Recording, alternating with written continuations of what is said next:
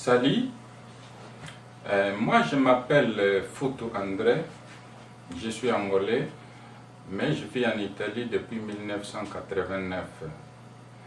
Maintenant je me trouve chez M. Claudio Franzoni, c'est un Italien naturellement, mais surtout c'est lui le président de la maison d'édition Inédite. Effectivement, j'ai écrit un livre très important pour l'histoire de l'humanité. Et voilà, en parlant avec M. Claudio, il a accepté de pouvoir publier ça à travers sa maison d'édition. Bien sûr, avant de me lire, j'ai pensé de pouvoir vous présenter l'œuvre, vu que je le considère l'un parmi les livres les plus importants de toute l'histoire de l'humanité, après l'Ancien et le Nouveau Testament. Eh bien, je dis que la maison s'appelle Maison Inédite. Et voilà, en consultant le dictionnaire français, j'ai vu que le mot inédite, cela signifie quelque chose qui n'a jamais été publié, quelque chose qui n'a jamais été raconté, quelque chose qui n'a jamais été publié par la presse, par les journalistes ou bien par les historiens. Et voilà, je n'ai pas de difficulté à vous dire que si la maison d'édition s'appelle Inédite, cela veut dire que le livre aussi, il est inédit. Raison pour laquelle je vous invite de le lire au moment où il sera publié, surtout au moment où il sera traduit en français, vu que maintenant le livre est en italien. Les livres, les voici, je vous les présente. Donc, il s'intitule La clé de voûte, de la jeunesse à la fin de temps. Vous connaîtrez la vérité et la vérité vous affranchira. Luzaya Luamfumukimbango, Jean, chapitre 8, verset 32. Le livre est constitué presque de 20 chapitres et de 2 parties. Dans la première partie, j'ai parlé de l'histoire du royaume du Congo, de son rencontre avec les Occidentaux. J'ai parlé par exemple d'une personnalité très importante pour l'histoire du Congo. Donc il s'agit de la sainte Kipamvita. Et puis, j'ai parlé de l'origine des fils de Dieu, j'ai parlé de ses ancêtres, j'ai parlé aussi de ses descendants, mais surtout, j'ai tenu en considération les mots, les paroles que les fils de Dieu disaient, en cachant le sens de ces paroles-là, pour que ses descendants puissent révéler la vérité de tout ce qu'il disait pendant toute sa histoire. Dans la deuxième partie, j'ai traité de ce qu'on appelle Code de la jeunesse. J'ai parlé de la connaissance que le peuple maya cachait, vu que le peuple maya était de Bantou. J'ai parlé aussi de la connaissance que les Égyptiens cachaient, vu que les anciens Égyptiens étaient de Bantou. Et voilà, j'ai traité finalement de la raison de fin de temps, ou bien des raisons de fin de temps de la Genèse jusqu'à l'Apocalypse. Mais maintenant, je vais vous présenter juste une partie de ce que j'ai écrit concernant les contrastes qui existent jusqu'aujourd'hui entre les fils de Dieu et l'auteur américain Dan Brown. Vous savez qu'en 2003, l'auteur américain a publié un livre qui s'intitule Code da Vinci, là où il a mis en discussion, ou bien il a nié du tout, la figure de la divinité des fils de Dieu. Il a dit précisément que les fils de Dieu étaient mariés avec Marie-Madeleine, et voilà, ils ont eu un enfant, et cette fille-là s'appelait Sarah. C'est elle qui avait donné la descendance aux Mérovingiens, ceux qui ont formé la royauté française. Mais, dans l'histoire du royaume du Congo, nous savons que la femme, la sainte femme Kipamvita, elle disait à chaque fois qu'à vrai dire, l'histoire du christianisme que nous on a appris, en tout cas, c'est une falsification, vu que les fils de Dieu, ils n'étaient pas hébreux comme on nous a raconté, bien sûr, il était de la tribu de Bakongo. Et alors, nous sommes en présence de deux personnalités de l'histoire de l'humanité. Alors, d'un côté, nous avons l'auteur américain Dan Brown, et d'autre côté, nous avons la femme du Congo, Mama Kipamvita. Évidemment, lorsque Mama Kipamvita disait ce qu'elle disait, c'est une invitation qu'elle faisait à nous en tant que descendants pour reprendre ces mots, pour reprendre ces paroles et présenter la vérité à l'humanité. Et bien sûr, aujourd'hui, tout le monde est en train de chercher les raisons des temps de fin. Pourquoi l'humanité aujourd'hui arrive-t-elle à la fin des temps? Et voilà, la fin des temps se trouve dans ce qui s'est passé au royaume du Congo depuis le 15e siècle, en passant par le 18e siècle, le siècle où la Sainte Kipamvita a été brûlée par les missionnaires italiens Bernardo da Gallo et Lorenzo di Luca plutôt. Et voilà, nous avons tenu en considération que le mot que Mama Kipamvita disait pour vous présenter ne fût-ce qu'une partie des livres que nous on a écrit, que j'ai écrit plutôt. Eh bien, dans le livre de Luc, chapitre 9, versets 1 jusqu'à 6, nous lisons que un bon jour de 2000 ans passés, le Fils de Dieu avait invité ses disciples d'aller prêcher et surtout d'aller guérir les malades tout autour de Galilée. Mais avant le départ, il les avait recommandé de ne pas amener ni du pain, ni d'argent, ni de vêtements pour se changer. Les apôtres sont partis et en revenant, évidemment, ils ont relationné ce qu'ils ont fait à leur maître. Mais encore une fois, dans le livre toujours de Luc, chapitre 22, versets 35 jusqu'à 38, nous lisons que le Fils de Dieu avait envoyé encore une fois ses disciples pour faire la même chose, donc prêcher et surtout guérir les malades. Mais par rapport à la première fois, il avait demandé à ses disciples ceci: lorsque je vous ai envoyé la première fois, sans l'argent, sans vêtements, sans même du pain, est-ce que quelque chose vous a manqué? Et voilà, les apôtres ont dit non, rien ne nous a manqué. Et voilà, le Fils de Dieu avait dit ceci: cette fois-ci, par rapport à la première fois, chacun de vous est invité d'amener son épée. Et qui n'a pas épée, il doit vendre son manteau pour acheter l'épée qui lui manque. Et alors, bien avant de continuer, nous devons dire que l'épée, c'est un symbole, c'est un instrument d'élite. C'est l'instrument à travers lequel, dans l'Antiquité, les chefs, ou bien qui avaient l'épée, ils avaient la possibilité d'établir la loi à travers la force.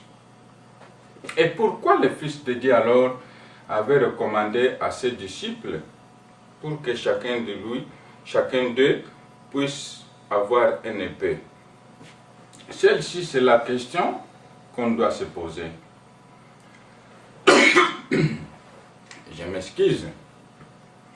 La deuxième question que nous devons tenir en considération, c'est que dans le livre de Matthieu, chapitre 26, verset 52, nous voyons que lorsque le Fils de Dieu était sorti de la jardin de Gethsemane, l'un parmi de ses apôtres avait, comment dirais-je, coupé l'oreille à l'un parmi des soldats qui étaient venus avec les sommes sacerdotes.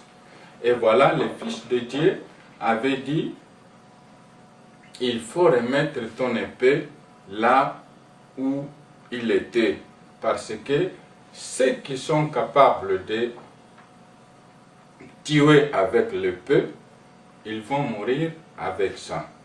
Et voilà, le Fils de Dieu dans ce cas-là, il avait justement conseillé son apôtre de ne pas employer l'épée pour la résolution de n'importe quel problème. Mais pour la question concernant le départ des apôtres, il avait dit, il avait recommandé à ses apôtres de vendre leur manteau et d'acheter chacun son épée. Mais au moment où les apôtres ont présenté le dé et le seul peu, le Fils de Dieu avait dit qu'il était suffisant. Mais pourquoi alors les deux épées? Et pourquoi les deux épées étaient suffisantes si les apôtres étaient 12? Donc il faudrait 12 épées. Mais le Fils de Dieu avait dit que les deux épées étaient suffisantes. Et alors, nous devons tenir en considération les épées, pas en tant qu'épée, pas en tant qu'instrument de lutte, instrument de violence, mais en tant que nombre, parce que le Fils de Dieu avait insisté après en disant que ce qui était établi pour lui était proche, et cela était écrit dans le nombre de malfaiteurs. Mais combien étaient-ils les malfaiteurs? Les malfaiteurs, effectivement, étaient 2. Pas seulement ça. Après sa mort, après sa résurrection, comme nous dit Matthieu dans 28-19, le Fils de Dieu avait établi l'ordre de la divinité de son Père, de lui et de celui du Consolateur du Saint-Esprit, en disant que allez-y prêcher au nom du Père, du Fils et du Saint-Esprit. Cela veut dire que si le Père est le numéro 1, le Fils est le numéro 2 et le Saint-Esprit est le numéro 3. Maintenant, notre devoir en tant que descendant des Fils de Dieu est celle de donner, comment dirais-je, un caractère palpable, un caractère vrai à ce que le Fils de Dieu disait en commençant par ce livre et en commençant par ce tableau. Première considération, nous avons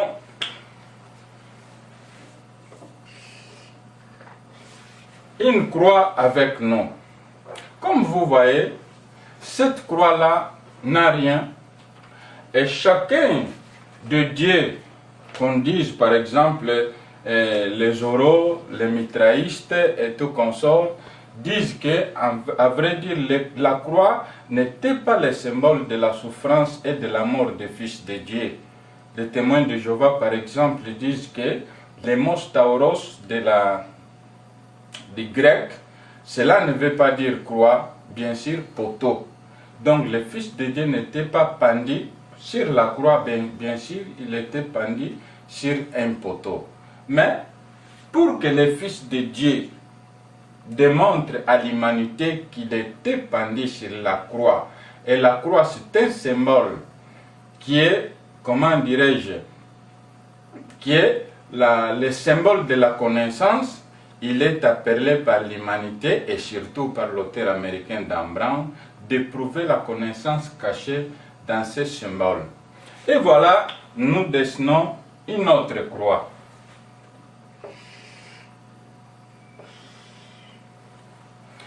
Dans cette première croix, nous voyons qu'elle est nue. Mais dans cette deuxième croix, nous devons établir la relation entre le nombre de la divinité des fils de Dieu, donc 2, le nombre des épées et le nombre de malfaiteurs qui ont été tués avec le Fils de Dieu. Comment? En mettant par exemple le nombre 2 sur le premier carré.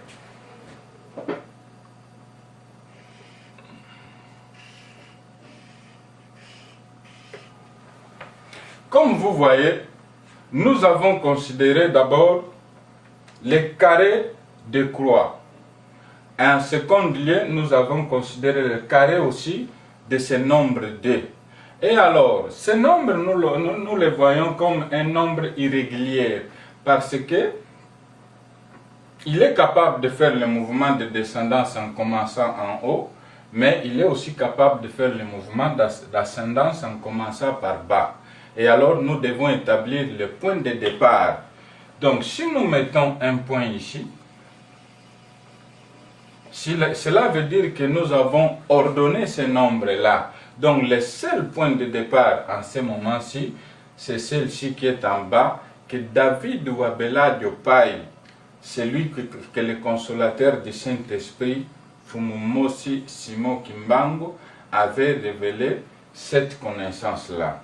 Et alors, dans le livre de Jean, chapitre 20, verset 1, nous lisons que le troisième jour après la mort du Fils de Dieu, Marie-Madeleine s'était rendue à la tombe et elle avait trouvé que la pierre a été rabattée.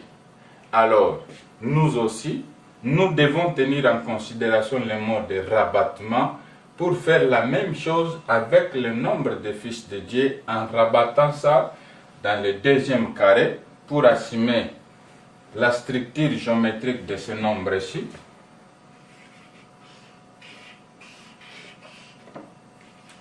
Nous rabattons au troisième carré pour assumer la structure géométrique de ce nombre-ci.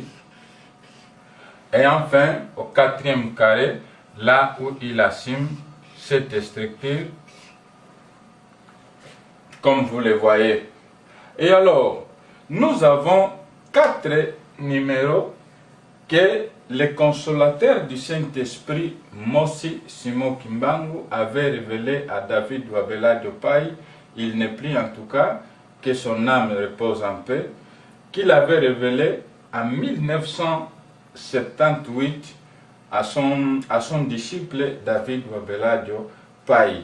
Et voilà, nous avons établi une relation entre le nombre de l'ordre des fils de Dieu et le nombre de l'apôtre que les fils de Dieu aiment plus que les autres, qui se trouve au deuxième carré. Mais comment est-ce qu'il s'appelle cet apôtre-là?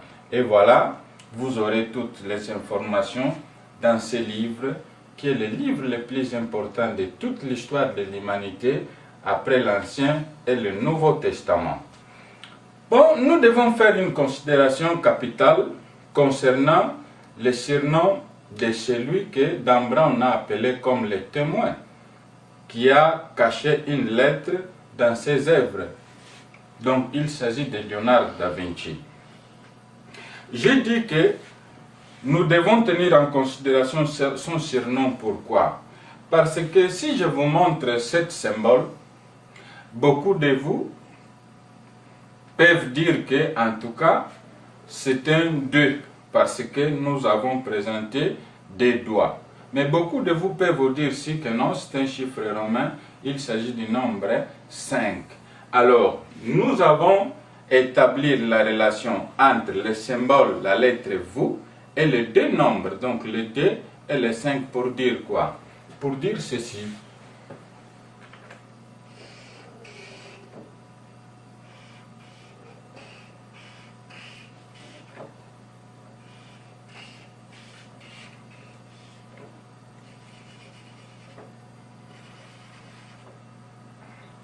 Donc, V comme Vinci, V comme le surnom de celui que Dan Brown a appelé comme témoin, celui qui cachait des lettres dans ses œuvres pour démontrer à l'humanité la relation, donc la relation amoureuse, bien sûr, entre les fils de Dieu et Marie-Madeleine.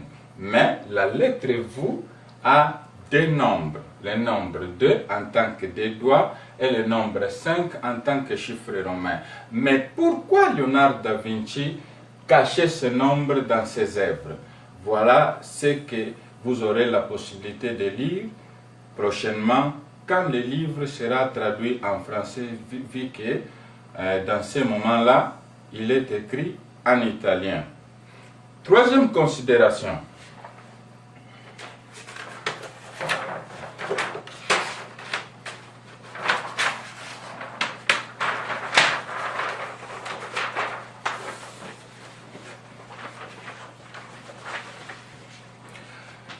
Troisième considération, Je disais que la troisième considération qu'on doit faire, ça regarde 5 monts sacrés.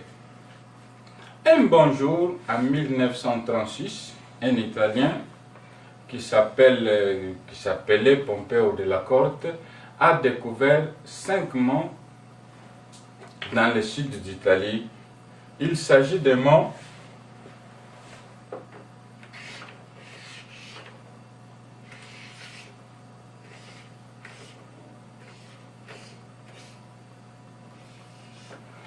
Rotas, mais vu que nous avons écrit en accompagnant les mots dans un mouvement progressif, nous devons le faire aussi dans le mouvement de descendance, donc de descendre plutôt.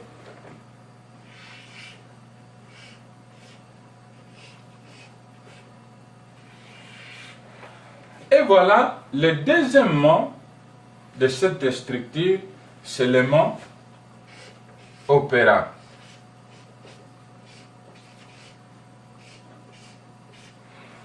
Le troisième mot, c'est le mot tenet.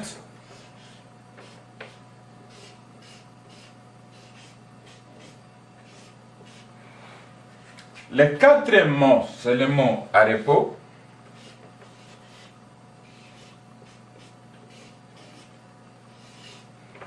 Et enfin, le cinquième mot, c'est le mot sator.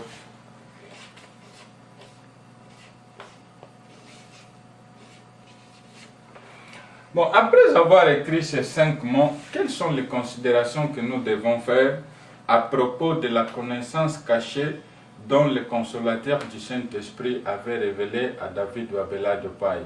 La première considération que nous devons faire est que les mots se développent de gauche à droite et de droite à gauche.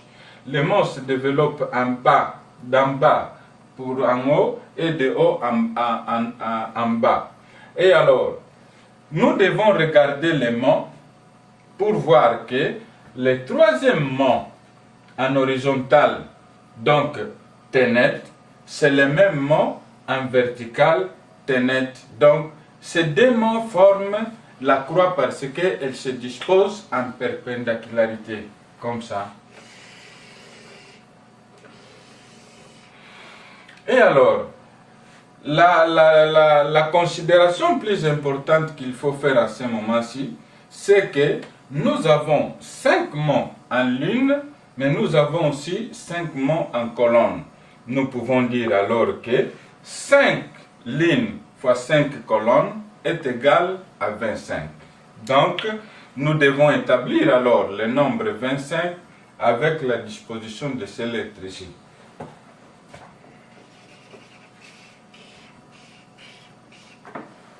Deux,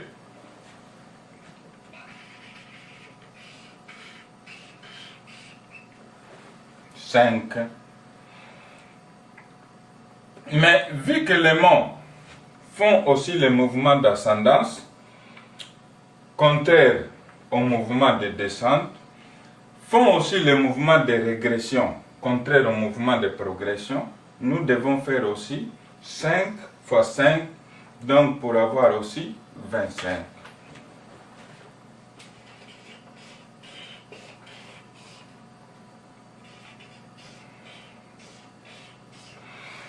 Et voilà, au premier carré, nous trouvons le mot arsa en italien, comme au troisième carré.